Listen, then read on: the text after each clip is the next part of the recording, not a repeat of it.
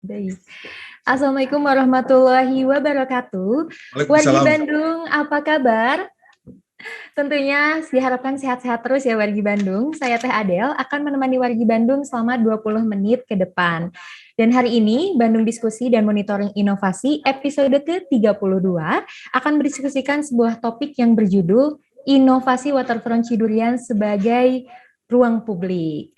Bagi wargi Bandung yang ingin bergabung dalam diskusi ini, bisa langsung berkomentar di kolom komentar live Instagram @bandung.go.id. Dan kali ini Teh Adel sudah bersama dengan narasumber yang luar biasa yang tentunya akan menemani kita juga di diskusi kali ini. Teh Adel sudah bersama dengan Bapak Didi Ruswandi selaku Kepala Dinas Pekerja Umum Kota Bandung. Assalamualaikum, Sampurasun Bapak. Waalaikumsalam warahmatullahi wabarakatuh. Rampes Teh Adel. Ya. Kumaha damang, Pak? Saya Teh Adel kumaha sama? Alhamdulillah saya, Pak. Bapak mohon maaf mengganggu kesibukannya siang hari ini, Pak.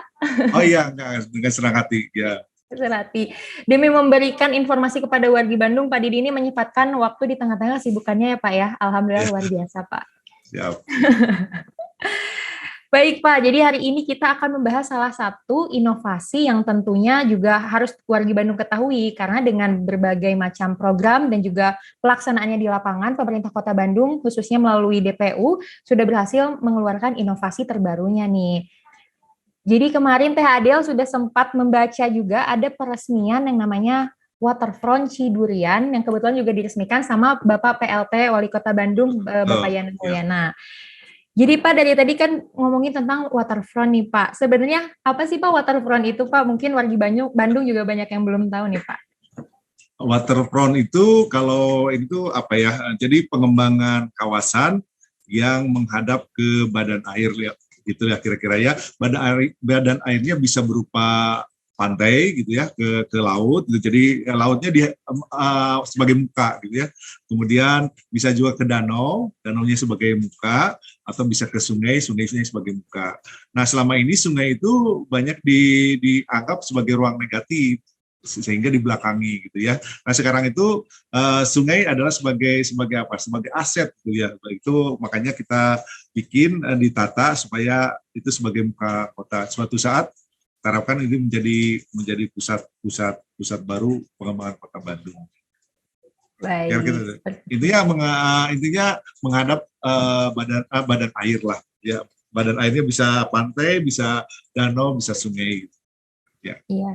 Baik, kalau di Bandung sendiri ini waterfront-nya dibangun di depan aliran sungai ya Pak ya? Betul, Sungai Cidurian. Makanya kemarin walaupun kita masih pakai tanda kutip ya, jadi waterfront Cidurian tanda kutip gitu ya. Seperti itu. Ya, tapi kemarin juga sempat melihat bagi wargi Bandung yang belum sempat lihat waterfront Cidurian ini, itu bagus banget ya Pak ya, Instagramable gitu Pak. Ya, betul. Karena sekarang ini kan yang sedang dikembangkan atau mungkin trennya adalah digital tourism gitu ya, pariwisata digital gitu. Orang tuh jauh-jauh di Jugjug, anggang-anggang di Teang gitu, hanya untuk selfie, kemudian itu sebarkan di media sosial. Nah, setelah itu mah pulang lagi atau cari kuliner atau cari apa.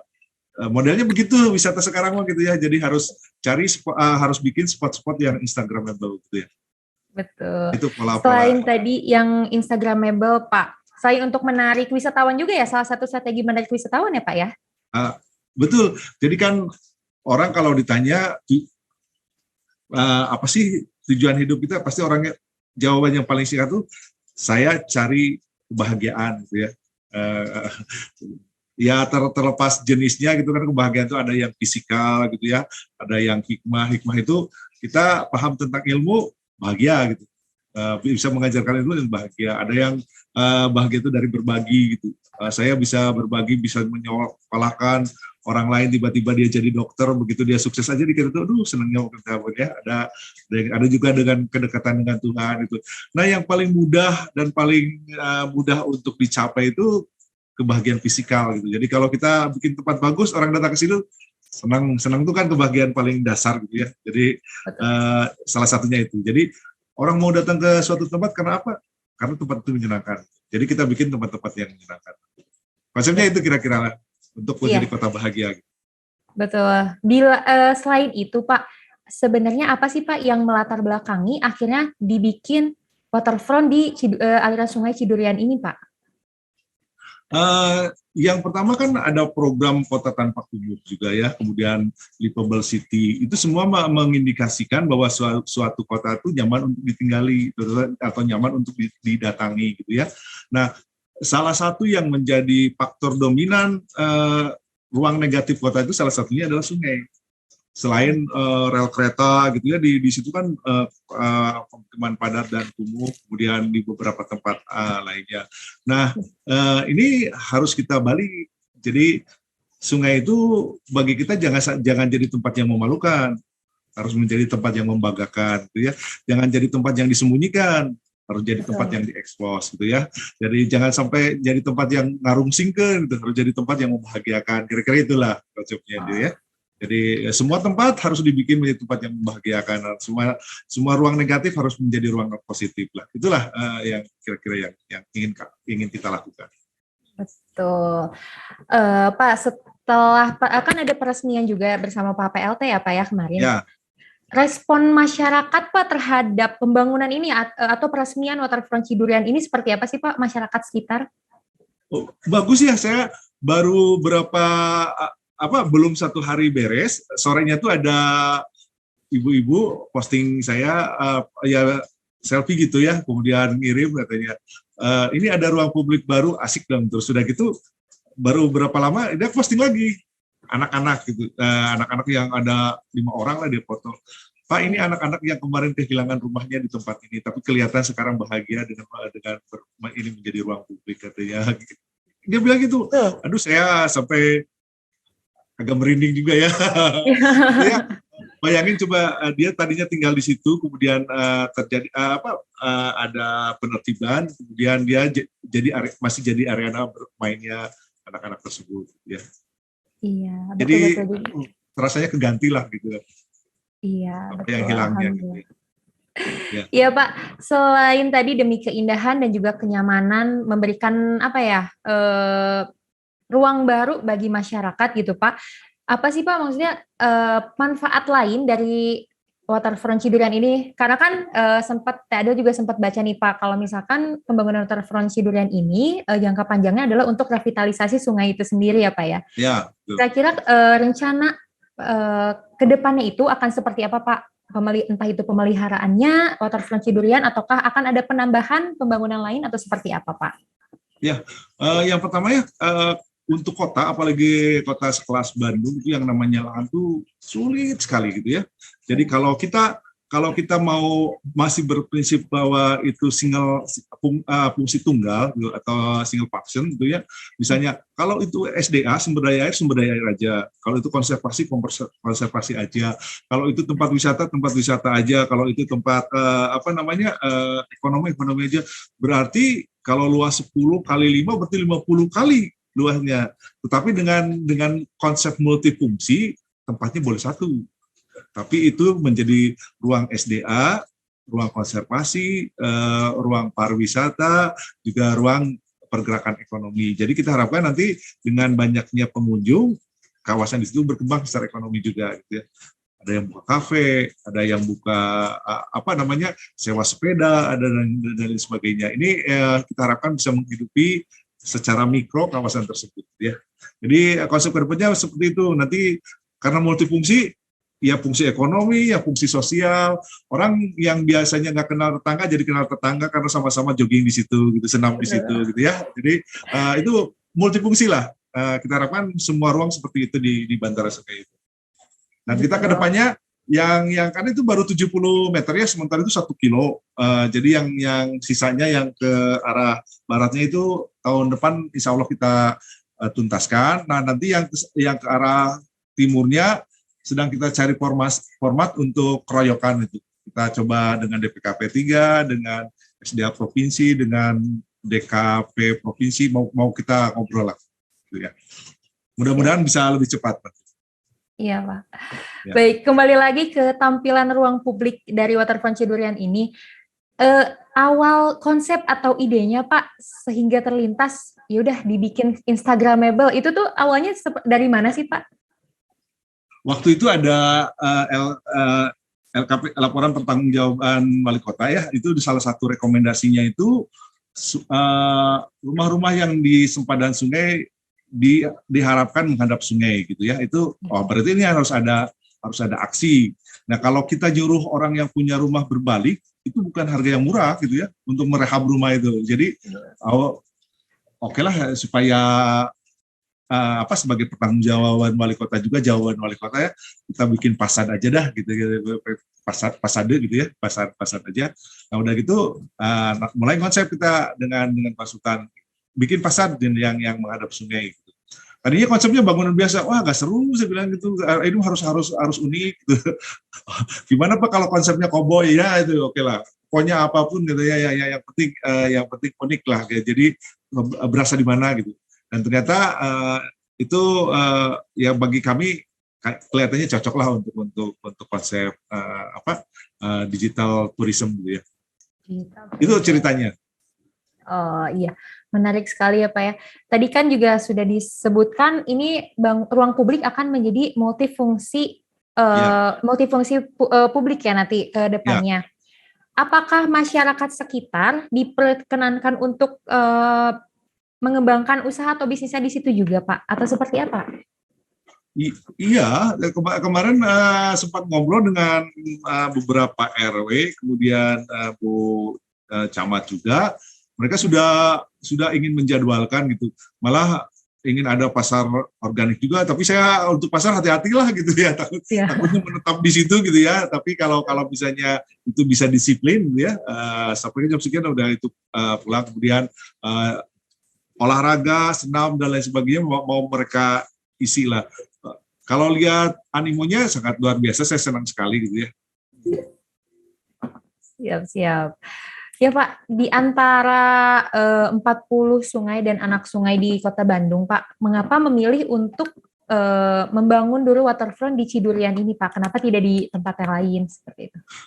Kebetulan ada program Citarum Harum, di mana itu salah satunya adalah penertiban kawasan sungai, gitu ya.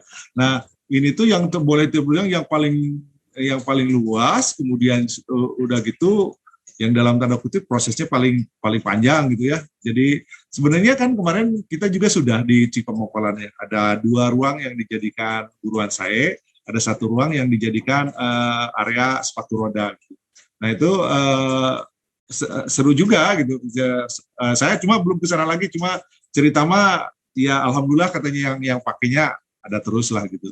Jadi nanti rencananya sekarang dengan Swakelola sedang berjalan juga di Sukamulya, itu akan jadi ruang publik juga, namanya mau kita namain kira-kira ruang curhat Curug Tilu lah gitu. Jadi nanti ada curugnya tiga tingkat, kemudian kita kasih papan untuk curhat. Jadi nanti Teh Adel kalau mau curhat di situ aja gitu. Siap. Oh, jadi Pak, ruang publik Waterfront Cidurian ini juga bisa dipakai untuk ini ya Pak ya, setiap hari Sabtu atau Minggu mau berolahraga di situ bisa ya Pak ya? Oh bisa banget, malah dengan senang hati. Justru itu yang kita harapkan gitu. Jadi konon kabarnya ya, ini ada cerita yang ketua umum kepala Damri ya, dia dulu kan kepala ITDP gitu. Waktu Times Square itu dulunya kalau nggak salah itu transportasi, ada jalur transportasi kemudian dijadikan ruang publik. Itu New York itu yang tadinya tidak saling sapa, begitu itu dijadikan ruang publik, jalan tuh muncul lagi katanya. Begitu papasan good morning katanya gitu ya, itu ternyata ruang publik ini bisa untuk berinteraksi sosial, malah menjadi sebuah kota itu menjadi ramah gitu. Bisa menjadi lebih ramah, dan itu kerasa lah khususnya kalau bersepeda ya, kalau motor sama motor mau ketemu udah mau pakai helm gitu nggak pernah itu, tapi kalau sepeda atau jalan kaki betul ketemu mata saling pandang udah nggak bisa menghindar lagi kan, satu-satunya ngumpet gitu. Nah, jadi assalamualaikum, selamat pagi, halo gitu. Jadi nanti akan ramah lagi kota. Jadi kalau makin banyak ruang publik makin ramah sebuah kota. Betul. Tapi tetap ya Pak ya, diperhatikan juga protokol kesehatan ya Pak ya tentunya. Iya betul, itu mah kudu wajib. Ya Pak, eh, ini sendiri Pak setelah dari waktu peresmian sampai sekarang, apakah animo masyarakat terus meningkat atau seperti apa Pak? Saya belum ke sana lagi ya, cuma memang rencana tuh nanti hari besok Sabtu saya mau mau lihat. Tapi kemarin Ibu Camat sempat ngirim itu apa namanya pengisian SKP ya kalau nggak salah itu ekbang sekecamatan Antapani sambil andeprok di situ di di view deck ya, wah seru saya bilang gitu. Ya Betul, alhamdulillah betul. lah, mudah-mudahan yang lain juga bisa menikmati. Iya, betul. Karena di Bandung ini kan sekarang sudah mulai banyak juga bangunan-bangunan ya Pak ya. Jadi Ya, pemerintah Kota Bandung ini menyiapkan ruang publik untuk hiburan, untuk kenyamanan, dan juga untuk ruang silaturahmi ya Pak ya. betul. Saya kemarin waktu mendampingi Pak PLT gitu ya menerima apa namanya Bike to Work Indonesia Award yang Kota Ramah Sepeda, kan salah satu isu yang diusungnya tuh ada 15 anak TK gitu. Di situ setelah melakukan apa performance gitu ditanya begitu habis bangun tidur apa yang dilakukan, itu hampir semua hanya 2 orang kalau nggak salah, satu main boneka, satu main jemputnya main aja, yang lainnya tuh dari 15 itu yang berarti 13 orang mengatakan main gadget. Jadi terus dikejar lagi pertanyaannya, kenapa Anda main HP, kemudian main game dan lain sebagainya, kenapa tidak main sepeda? Karena ternyata di kompleknya itu jalannya dipakai parkir mobil. Jadi pas sudah gitu ya ada satu apa yang mau diminta kepada bapak-bapak, minta tempat bermain sepeda gitu. Coba bayangin. Nah sekarang itu kalau kalau misalnya ada ruang seperti ini kan bisa juga bagi mereka untuk bermain sepeda. Dan dengan begitu motoriknya bisa terlatih lah. Jadi sebenarnya banyak manfaat yang bisa kita gali. Iya, yang paling penting yang tadi Teh Adel highlight sih Pak sebagai ruang silaturahmi ya Pak ya. Karena kan di kala Ya, pandemi ini kita 1 tahun ke belakang sempat terbatas ya Pak ya ketemu ya sama betul, orang-orang. Sekarang betul. sudah mulai disediakan lagi fasilitas untuk bertemu Ya, sama masyarakat yang lainnya seperti itu Pak. ya, Untuk ini sendiri Pak, di Waterfront Cidurian ini tadi kan juga digunakan sebagai sarana untuk bersepeda. Apakah nantinya di sana akan disediakan juga penyewaan sepeda dari pemerintah? Yang pemerintah Kota Bandung kan ada warna biru tuh Pak, sepeda khasnya ya. Bandung gitu Pak. Ya itu mungkin kalau ke depan mah itu Dinas Perhubungan, tapi ada satu yang sudah diperintahkan juga oleh Pak PLT, yaitu karena kemarin waktu menerima tuh bikin ruang bermain anak bermain bersepeda aja. Jadi mungkin nanti salah satu space dari yang sudah ditertibkan itu mungkin kita akan bikin ruang anak bermain sepeda lah. Nah di situ aja nanti sewa sepeda yang kecil-kecil ya, kayak di taman lalu lintas. Kayaknya seru deh, kayaknya. Seru-seru Pak. Jadi bisa lagi melihat aktivitas wargi Bandung yang seru seperti dulu lagi ya Pak ya? Iya, itu sayang yang kaget tuh ya di apa namanya di Kanhai Bike Park itu kan maskulin banget gitu ya mainan. Ya. Yang saya kaget banyak ibu-ibu sama bapak-bapak bawa balita dan itu bermain di sana. Sepeda coba. Itu sepeda bawa anaknya udah bermain. Wah, saya bilang ini keren banget ini kalau kita fasilitasi ya. Jadi ternyata banyak juga orang yang berpikir bahwa bermain di alam itu baik buat psikologi anak gitu ya. Ini yang harus kita fasilitasi lah. Iya, betul. Memang pemerintah Kota Bandung sekarang juga lagi fokus ke back to nature lagi ya Pak ya, dengan Ya, menyediakan betul. ruang publik, yang Ya, ruang-ruang hijau juga ya Pak ya. ya. Setelah mumet bekerja seminggu, Nah, akhirnya betul. di akhir pekan bisa juga berkumpul bersama Ya, keluarga, khususnya di ruang publik yang sekarang ini betul. baru saja diresmikan gitu ya Pak Ya, ya. ya. Ya Pak, baik buat penutup Pak nih, sebagai penutup ada nggak sih Pak harapan dari Bapak sendiri dengan adanya Waterfront Cidurian ini, khususnya bagi masyarakat sekitar nih Pak? Ya. Yang pertama saya berharap bahwa masyarakat bisa memanfaatkan secara positif ya. Ini artinya kalau mau berusaha ada peluang di situ, dimanfaatkan tanpa merusak, ya. Kemudian kalau itu menjadi ruang interaksi sosial bagi masyarakat setempat, gunakan juga. Mau rapat warga, mau rapat apapun bisa dilakukan di situ. Karena sebenarnya kita banyak saling curiga tuh karena tidak pernah berinteraksi. Coba kalau sering berinteraksi mungkin kita bisa saling paham, gitu ya. Jadi makin berinteraksi, soliditas atau ketangguhan masyarakat terhadap apapun, apakah itu berita-berita hoax dan lain sebagainya, itu bisa lebih kuat. Jadi ini manfaatkan ruang ini untuk interaksi sosial ataupun untuk kepentingan ekonomi sekitar ataupun untuk kebahagiaan masyarakat setempat. Baik, Pak. Jadi wargi Bandung dari berbagai daerah nih Pak bisa dengan bebas ya pergi mengunjungi Waterfront Cidurian. Bebas, memang tidak ditarif ya, tinggal dijagain aja lah. Tinggal dijagain aja ya. Sebagai bentuk terima kasih kepada alam juga ya Pak ya. Betul. Disediakan fasilitas dan juga harus untuk dijaga juga. Baik. Jadi nanti ke depannya bisa jadi motivasi untuk kita semua menciptakan lagi ruang-ruang publik yang luar biasa lagi ya Pak ya. Ya, betul. Mudah-mudahan yang lain jadi tertarik karena ini sebagai trigger untuk perbaikan kawasan sungai. Iya, luar biasa sekali perbincangan kita hari ini Pak.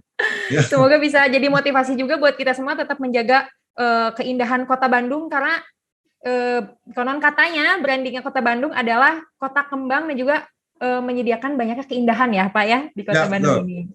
Jadi sebagai wargi Bandung, Adel pribadi juga bertanggung jawab untuk menjaga kelestariannya itu sendiri ya Pak ya. Oke. Iya. Baik Bapak Didi, terima kasih banyak sudah meluangkan waktunya di tengah-tengah kesibukannya Pak. Ya. Jangan kapok untuk mampir-mampir lagi ke diskusi kali ini. Insya Allah, siap. Insya Allah. Baik, bagi wargi Bandung yang memiliki inovasi terbaru dan pastinya berguna juga bagi wargi Bandung sekalian, bisa langsung menghubungi Instagram kami di @bandung.go.id untuk nantinya diundang diskusi di episode selanjutnya. Sekian Badami episode ke-32. Sampai jumpa di Badami episode selanjutnya. Saya Teh Adel pamit undur diri. Wassalamualaikum warahmatullahi wabarakatuh. Waalaikumsalam warahmatullahi wabarakatuh.